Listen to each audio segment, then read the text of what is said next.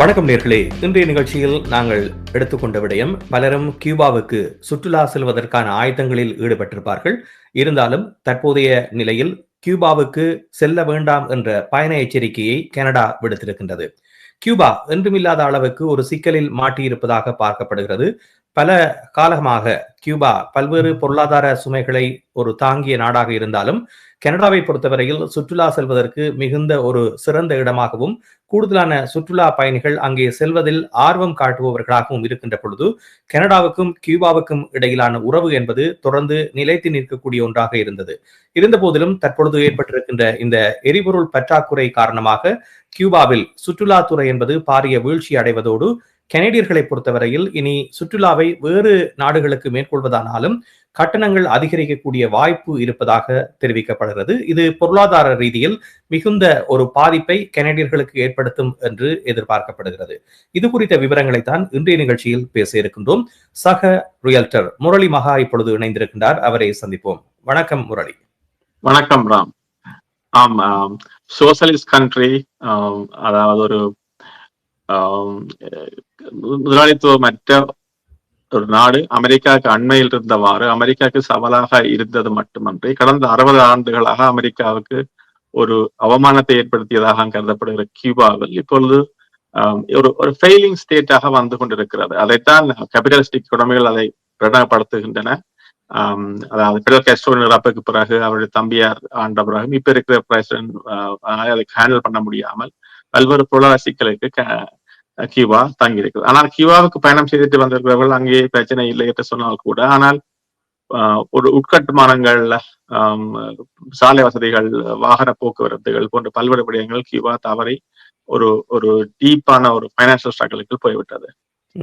அண்மையில ட்ரம்ப் வெனிசுவேலாவை தாக்கியதன் பின்னர் அதனுடைய ஒரு அடுத்த படிமுறையாக கூட நினைக்கலாம், கியூபான் மீது எக்கனாமிக்கல் பிரஷரை கொடுத்து கியூபாவை கீழ்ப்படியமைக்கிறதுக்கான முயற்சியாக வெனிசுவேலாவிலிருந்து வந்திருந்த ஓயிலை அவர்கள் பேன் பண்ணி இருக்கிறார்கள். எனவே கனடாவிலிருந்து போன்ற பிளைன்ஸ் அங்கே அதாவது ஜெட் ஃபியூவல் எடுக்க முடியாமல் தவிக்கின்றன. என்ன காரணம் சொன்னால், அந்த அரசாங்கம் சொல்லிவிட்டது தங்களுக்கு 3 மாதத்துக்கான எரிபொருள் தான் இருக்கிறது, எனவே நாங்கள் அதை இப்படிப்பட்ட வியாபார நிறுவனங்களுக்கு விற்க தயாராக இல்லை என்று நாட்டை நாட்டினுடைய உள்கட்டுமானங்கள் மற்றது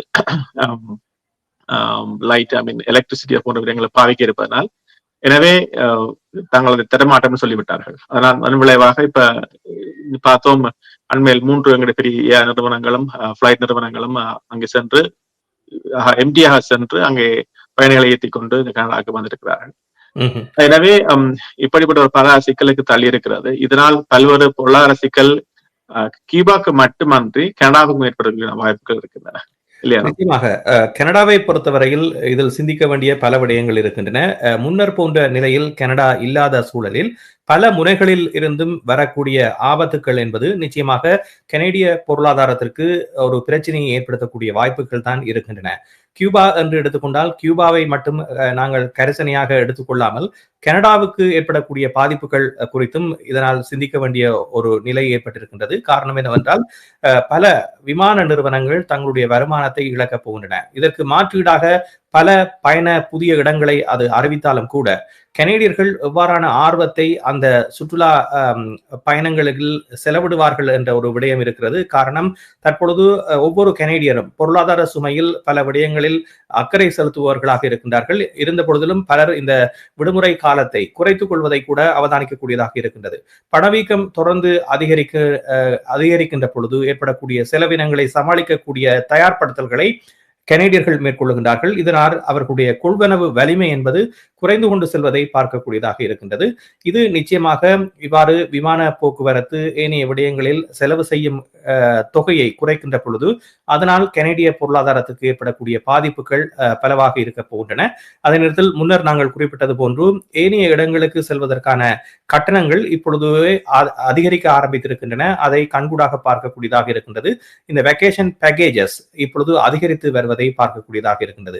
ஏற்கனவே பல நாடுகளுக்கும் செல்லுகின்ற விமான போக்குவரத்து கட்டணத்தில் அதிகரிப்பு ஏற்பட்டிருக்கின்ற நிலையில் இவ்வாறான பிரச்சனைகள் ஒரு புதிய பிரச்சனைகளை தோற்றுவிக்கக்கூடிய வாய்ப்புகள் இருக்கின்றன.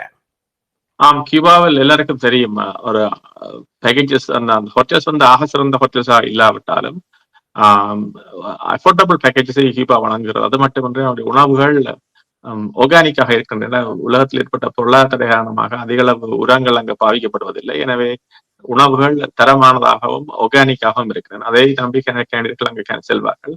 கனடாவுக்கும் கியூபாவுக்கும் மிக நீண்ட உறவு இருக்கிறது. 1976 எங்களுடைய ஜஸ்டின் ட்ரூடோடைய தந்தையார் பியர் ட்ரூடோ அவர்கள் விசிட் பண்ணியிருந்தார் கியூபாவுக்கு சென்று பெடல் காஸ்ட்ரோவை முன்னால் சந்தித்து வந்த பிறகு ஒரு நட்புறவு ஒன்று ஏற்பட்டது. அமெரிக்க அரசாங்கங்கள் பொருளாதார தடை விதித்த பொழுதும் கனடிய அரசாங்கம் அங்கே கனடிய அரசாங்கம் தொழில் துவங்குவதற்கு மிஸ்டர் காஸ்ட்ரோ அவர்கள் வாய்ப்பு வழங்கியிருந்தார். அதன் விளைவாக பல்வேறு நிறுவனங்கள் அங்கே ரிசோர்ட்ஸை கட்டினார்கள். அதன் விளைவாக ஓல் இன்க்ளூசிவ் பேக்கேஜஸ் அந்த காலங்களில் ஃபேமஸ் ஆக இருக்கிறது.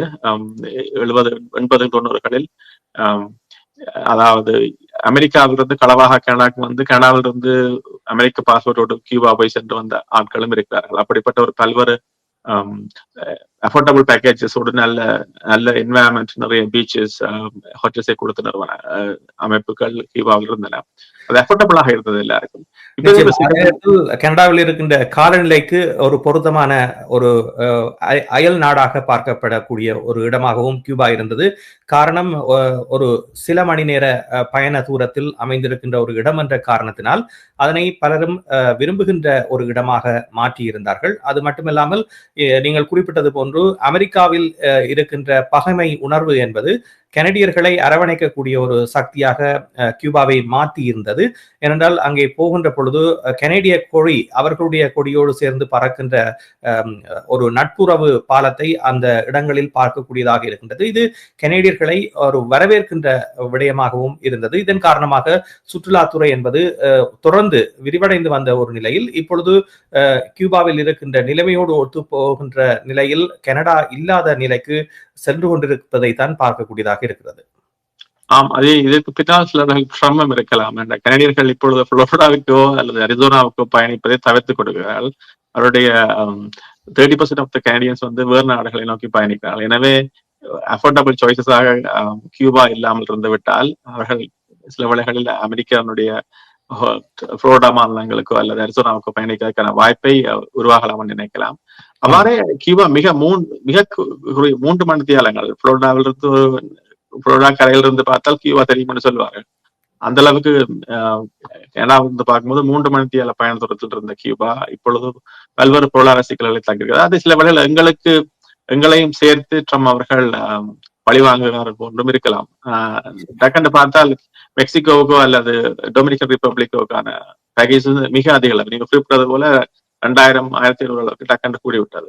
எனவே அண்மையில் இந்த நண்பர் ஒருவர் பயணித்திருந்தார். அவர் அண்மையில் சொன்ன கதை இருந்தால் அவர் இந்த பிரச்சனைகள் மாட்டி விட்டார். அவர் $250, $300 தான் அந்த பேக்கேஜில் போனவர். அவ்வளவு சீப்பாக கொடுத்து கொண்டிருக்கும் பொழுது போனவர். இப்பொழுது சொன்னார், அங்கே ரிசோர்ஸஸ் இருக்கின்றன, மக்கள் இருக்கிறார்கள் நார்மலாக. ஆனால் என்ன பிரச்சனை, ரிசோர்ஸை க்ளோஸ் பண்ணுறார்கள் என்றால் கனடாவில் இருந்து பயணிகள் வருவதில்லை. ஆனால் ரிசோர்ஸ் இயங்க முடியாமல் அதை ஷட் டவுன் பண்றாங்க. இது கனடிய நிறுவனங்கள் அங்கே கட்டியிருக்கிற ரிசோர்ட்ஸ்களுக்கும் இந்த பிரச்சனை வரலாம். அவர்களுக்கும் போதிய வருமானம் இல்லாமல் போகலாம். நிச்சயமாக. அதே நேரத்தில் அங்கே கியூபாவில் இந்த ரிசோர்ட்டுகளில் தொழில் புரிபவர்கள் தூர இடங்களில் இருந்து வருபவர்களாக இருக்கின்றார்கள். ஆகவே அவர்களுக்கும் இந்த பயண பிரச்சனை என்பது இருக்க போகிறது. ஏனென்றால் இந்த ரிசோர்ட்டுகளில் வேலை செய்பவர்கள் அருகில் இருந்து வருபவர்களாக இருப்பதில்லை. ஏனென்றால் அது தனி தீவு கூட்டங்களாக இருக்கக்கூடிய இடங்களாக இருக்கின்ற காரணத்தினால் அவர்கள் தூர இடங்களில் இருந்துதான் இந்த வேலைக்கு வருவார்கள். அப்படி இருக்கின்ற பொழுது அங்கே உள்ளூர் பணியாளர்களை இந்த ரிசோர்ட்டுகளில் பணி அமர்த்துவது கூட ஒரு சிக்கல் நிலைக்கு செல்ல போகிறது. இது ஒரு நீண்ட பிரச்சனையாக மாறப்போகிறது. கியூபாவுக்கு ரஷ்யா போன்ற நாடுகள் எரிபொருளை வழங்கி உதவி செய்யுமா என்ற கேள்விகள் கூட எழுகின்றன. அமெரிக்கா இவ்வாறான பகைமை உணர்வை இந்த விடயங்களில் தொடர்ந்து வருகின்ற காலங்களில் காட்டுகின்ற பொழுது கியூபா தன்னை தக்க வைத்துக் கொள்வதற்கு எடுக்கக்கூடிய நடவடிக்கைகள் விரிவடையக்கூடிய வாய்ப்புகளும் இருக்கின்றன. அதே நேரத்தில் ஏற்கனவே இவ்வாறான அழுத்தங்களுக்கு மத்தியில் வாழ்ந்தவர்கள் என்ற ரீதியில் பார்க்கின்ற பொழுது கியூபா நாட்டவர்களுக்கு இது ஒரு பிரச்சனையாக இருக்க போவதில்லை. அவர்கள் இதை சந்திக்கக்கூடியவர்களாக இருப்பார்கள். இருந்தாலும் இவ்வாறே தொடர்ந்து அழுத்தங்கள் மேற்கொள்ளப்படுகின்ற பொழுது ஒரு நாட்டினால் மீண்டெழுத முடியாத ஒரு நிலையை ட்ரம்ப் ஏற்படுத்த முயல்கின்றார் என்றுதான் என்ன தோன்றுகின்றது. சமகாலத்தில் இடம்பெறக்கூடிய பல இடங்களிலும் நடைபெறுகின்ற அமெரிக்காவினுடைய இவ்வாறான விடயங்களை பார்க்கின்ற பொழுது அவர் கியூபாவை மீண்டும் அழுத்தத்துக்கு உட்படுத்தி அடிபணிய வைக்கின்ற முயற்சியாகத்தான் பார்க்க வேண்டும். நிச்சயமாக ட்ரம்ப் ஒரு பெருமை விரும்பியும் கூட தனது காலத்தில் இப்ப 60 ஆண்டுகளாக கியூபாவை பணிய வைக்க முடியவில்லை. தனது காலத்தில் பணிய வைத்து விட்டேன் என்று அவள் புகழ் பாடுவதற்கு இது வாய்ப்பாக அமைந்துள்ளது.